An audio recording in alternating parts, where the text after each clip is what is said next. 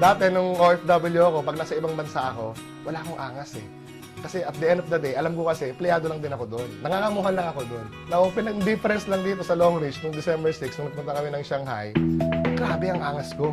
Kasi alam ko, turista ako eh. And yung feeling na yun, napakasarap. Kasi hindi ko pa na-experience yung ganung feeling. No? So, yun yung difference niya. Kumbaga, pag pinag-compare mo, mas masarap talaga kapag may pera ka talaga kasi mas confident ka eh. Talagang target, no? Is makapag-create kami ng 1 million solid networker sa buong mundo. No? Yan talaga yung legacy na gusto namin iwan dito sa network marketing industry. No? Dahil alam ko, I believe, maraming tao naghahanap ng opportunity. Hindi lang talaga nila alam. And yung iba naman, talagang na-feed lang ng maraming negative vibes sa labas. No? So, yun ang pinaka-goal namin, makapag-create ng 1 million members. In 5 years time, masaya yan. In 5 years time, nakikita ko na sigurado ako marami na akong natulungan na grupo ko sa under me. No? In 5 years time, marami na kaming buhay na nabago. No? In 5 years time, talagang puputok na talaga itong Long Ridge na to. In every household, talagang makakita ka ng produkto ng Long Ridge. Globally. Oo, kasi ang Pilipino talaga magaling eh. Kailangan talaga ng tamang vehicle. So, yun ang nakikita ko in 5 years time, bro. Yung concept ng network marketing talaga is tulungan mo yung mga tao sa ilalim mo. Kasi pag hindi sila yumaman, hindi kaya yaman eh. Ganun lang kasimple.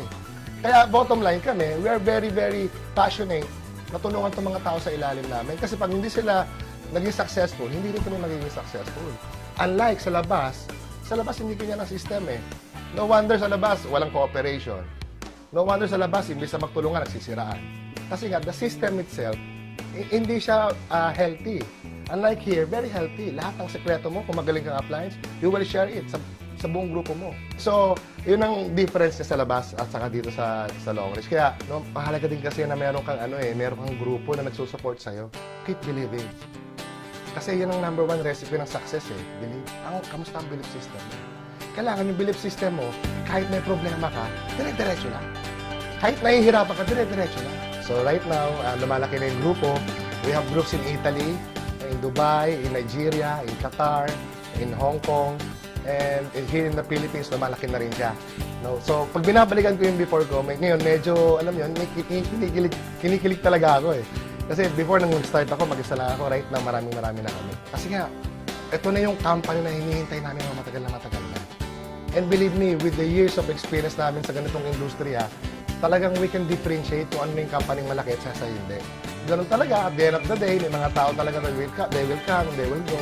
So sa amin naman kami nag-stick, number 1, we have the best group here. No, wala kang katulad ang Fire.net, wala siyang katulad. Talagang pamilya ang turingan namin dito. So mahirap iwan ang pamilya, tama ba?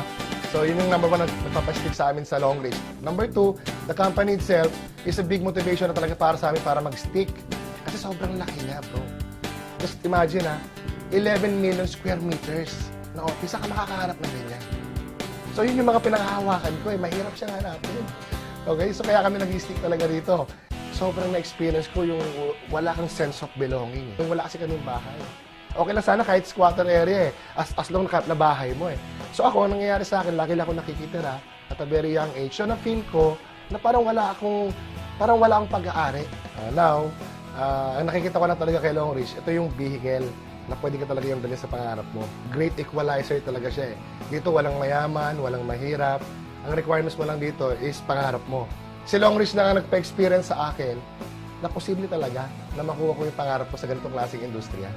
So talagang malaki ang utang na loob ko kay Long Ridge.